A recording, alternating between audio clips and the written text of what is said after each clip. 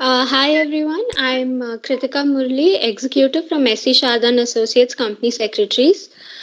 Just like most of you, when I was going through the draft Code on Wages rules, there were a lot of questions in my mind because there are a lot of topics which are still not very clear to most of us. Who better to answer such questions or discuss such things with better than a labor law expert with over 50 years of experience in the field. I'm very happy to introduce Mr. K. Vittal Rao, a labor law expert with 36 years of experience in as a human resource generalist, specializing in industrial relations and legal compliance management in reputed corporates, and about 15 years of experience as a management consultant. His areas of expertise include labor and employment laws, training and development, industrial relations, and legal compliance management. He has conducted several workshops on labor laws for HR, legal, and operational personnel.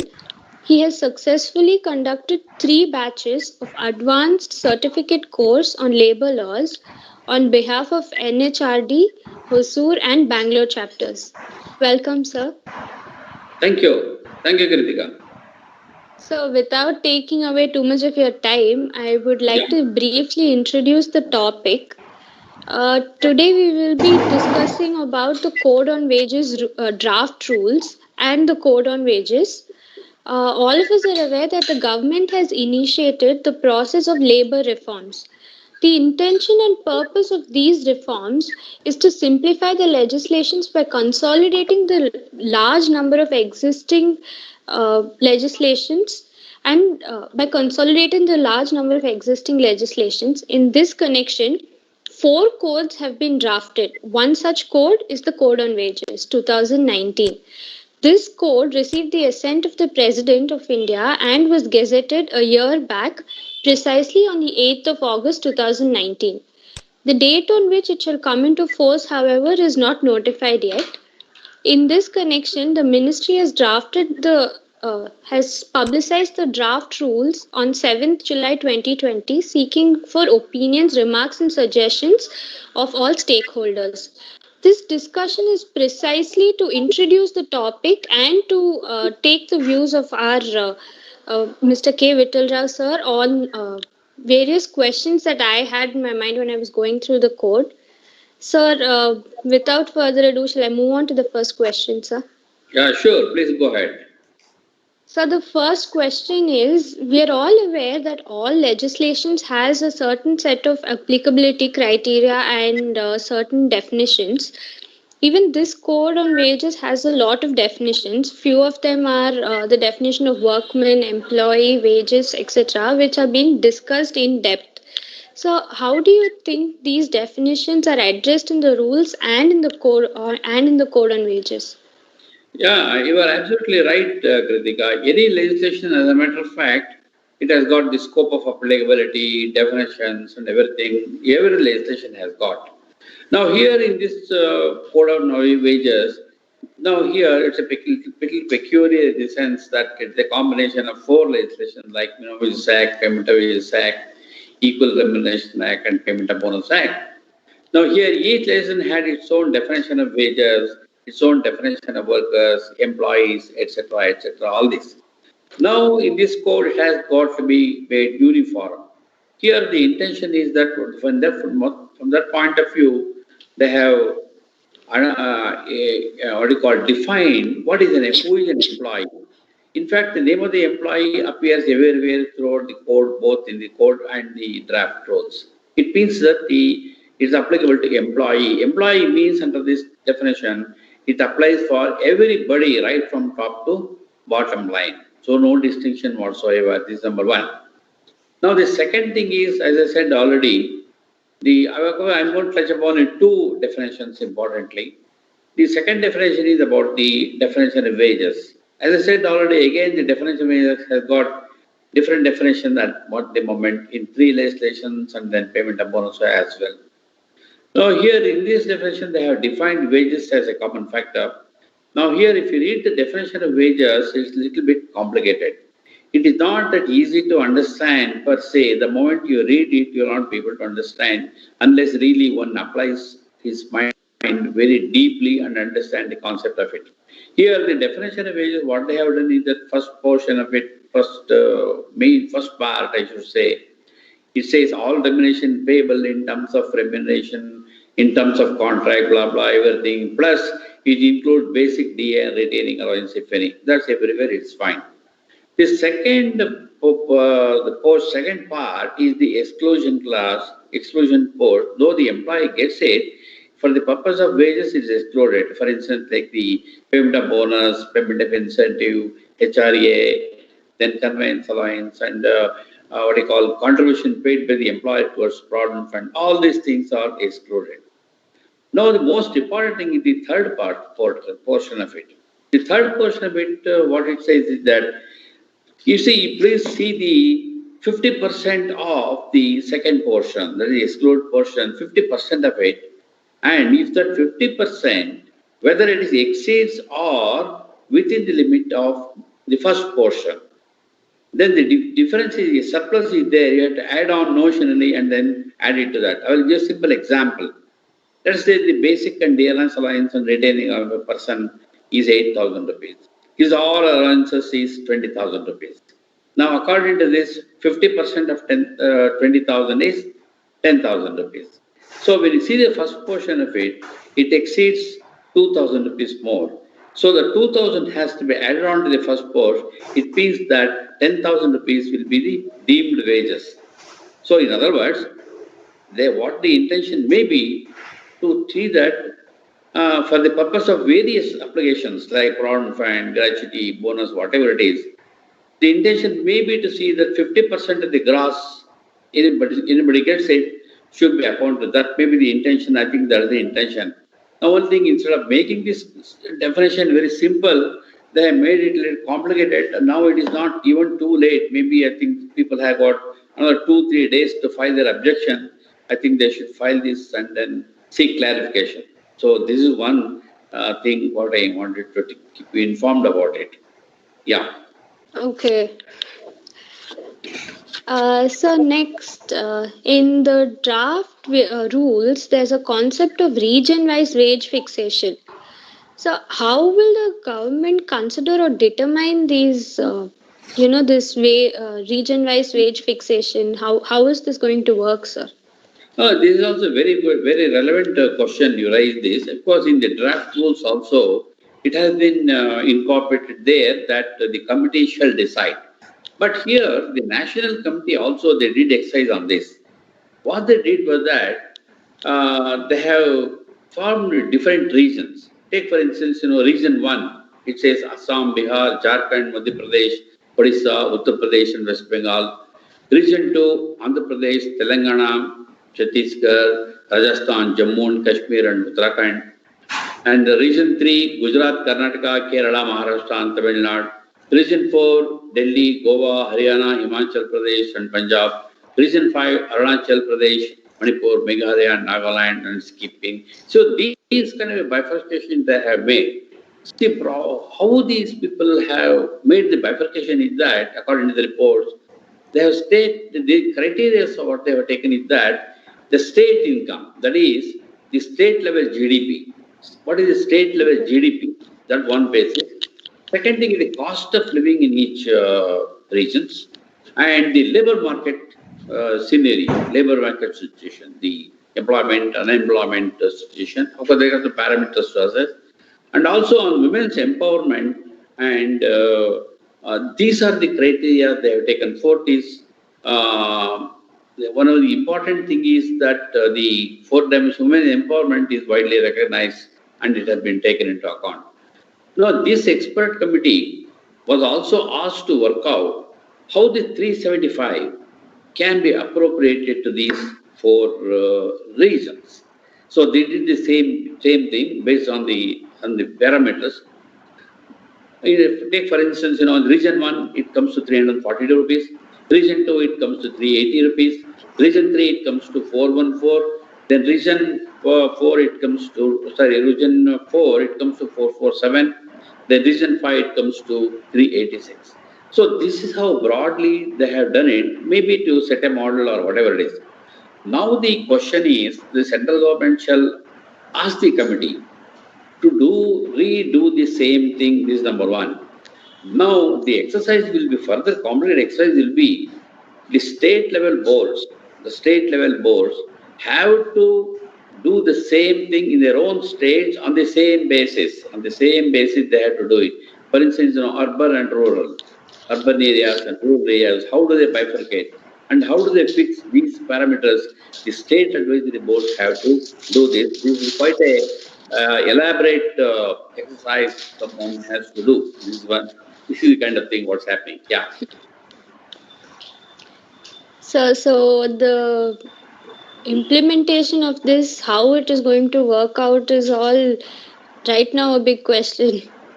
Yeah, it's a big question. It's a big question. It's a challenging situation, as a matter of fact. Yeah. Okay. So my next question is, under the code there is a mention of floor wages. Yeah. Now, how is this addressed in the rules, sir?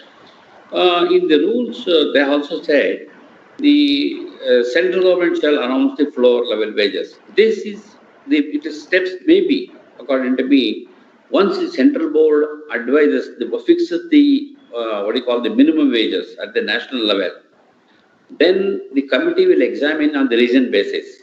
Then they will set up what is the minimum wages for regional and as well as this one. So based on this, central government has to notify the floor level wages depending on these factors. The region one floor level may be different, two may be different, three may be different, four may be different.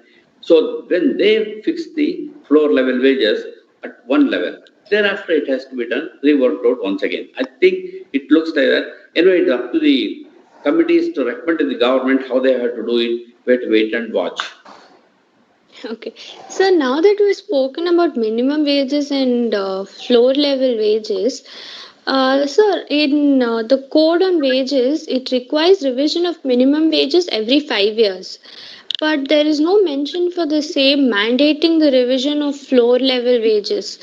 Sir, to some extent, this seems unjustified, and not only that, the DA should be revised every 6 months as per the requirement. Now, what are your comments on not mandating the requirement to revise the floor wages every 5 years, sir? In fact, in the draft rules and the code also they have mentioned that the minimum wages shall be revised once in 5 years. They have mentioned it.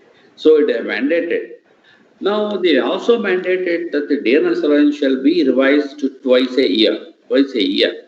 The only thing is my personal feeling is that now the minimum wages have been fixed based on what we call the actual need-based system, in the sense that they take into practical benefit.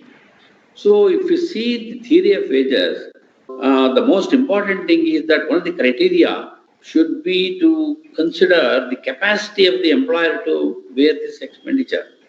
This is the main thing. Here, now, if we revise the DA once in 6 months, what happens, at the floor level wages, whatever fixed, now it goes on revising every 6 months, every 6 months, every 6 months, and there is no mention of financial capacity of the employer at all here. See, that's one of the major concerns. It is to be addressed here. Of course, this for employers to file their objections to the government right now, before it is too late. Yeah. So you're saying that for both minimum wages and floor level wages have to be revised every 5 years, is what Yes, the yes, code yes, requires. yes, that's the right. Okay. Sir, before the next question, sir, like you had mentioned earlier, there is no, like, all the employees are covered under the code on wages now. So now that it's applicable to all employees, irrespective of their designation and nature of work, under the draft rules, how do you think this is addressed, sir? Oh, yeah, this is an important, very important issue. Here, if you see the draft rules, I will just tell you right now what are the changes. Right now, the minimum wages is paid on the basis of skill-based and industry-wise, in the sense that Correct. we got scheduled industries like textiles and then engineering, auto industry, hospitals, hotels, etc., etc. We got almost 78, 79 categories of industries. Now the minimum wage is separate, which is applicable for everything like plantation or whatever, everything is totally separate. But now here in this code, what they have done is that they have removed the entire thing. It means that once you fix an unskilled uh, wages for a person, that unskilled wages shall hold good for all the industries in the particular region. So it means, in other words, total deviation from that. The second thing is that what I noticed these days, I said I told you already, it covers all the employees. Employees means everybody, right from top to bottom. But here in the draft rule and the schedules, they have made a list of various occupations, various trades under these categories. They are listed on unskilled, semi-skilled, and then skilled, highly skilled. They are notified everything. If you go through the entire thing, it's predominantly it is blue colored. It doesn't speak of white collared employees at all. Anywhere, one or two, just some things are there, otherwise, this one. So the thing is that what happens to the white collared employees? They are not in the schedule at all. And then what about IT people, ITES people, BPOs, and then the hospital sector, service sector, whatever name is. So what happens to those people is a big question. So we don't know how the this thing is going to address. But again, that's why I say this for the employees right now to highlight to the ministry, saying that this has not been addressed in the court. This is one major serious problem. One has to look into this. Sir, if you would like to highlight your like any three main areas of concern in the draft rules or the code on wages which should be brought to the attention of the government now that this is still in the draft rule stage, what are those areas or criteria, sir? Yeah, I would like to. Before that, I will just say one more word that if you see the other provisions in the chapter, like for instance, the payment of wages chapter and then payment of bonus chapter, and then there's not much of a difference between the existing payment of wages act and payment of bonus act. The calculation of bonus, calculation of allocable surplus, available surplus, everything is repeated same. There's no change in it. And most of the provisions under the Payment of Bonus Act, Bonus of Payment of Wages Act is almost been repeated here. That's not a major concern at all. Now here coming to the areas of concern, I was talking to you on the what do you call the definition of wages itself. That one thing what I see that this is a major challenge for everybody, including the trade union or the worker or the management, for everybody. Because I told you already, here the capacity of the employer has not been considered anywhere. Everywhere they have talking only this. The other area of concern is that this is what we call, though it is a labor reform towards this, but it looks that in any way the employer is not benefited in any manner, Okay. and it's going to overburden him because what happens, the payment of obviously this code definition of wages has been incorporated in all other three bills also, which is pending before the parliament. So what happens? The employer's liability is definitely will shoot up like anything, and periodic the revision of DA once in 6 months on the same basis. Further, it will be this. I think this is a very major challenging issue. Sir, these are things like major concerns when you see it in the large scale. So next, before I conclude, this is my last question. So now the government is doing a lot of things under the ease of doing business initiative. So do you think this code on wages reform can be considered as one of their initiatives under ease of doing business, or how does it contribute to the ease of doing business initiative as a whole? Yeah, this is a very, very debatable issue. Very good question. But the thing is, my personal view is that I don't think this code or any code, as a matter of fact, doesn't move towards that concept. It doesn't know, because though the intention is to, let's say this code itself, the intention is to simplify the legislation, so to make it easy and transparent and easy to understand. Now look here the confusions. We have discussed so many issues, so many points, so many confusions. And then in what way the employer is benefited? No, it is overburdened.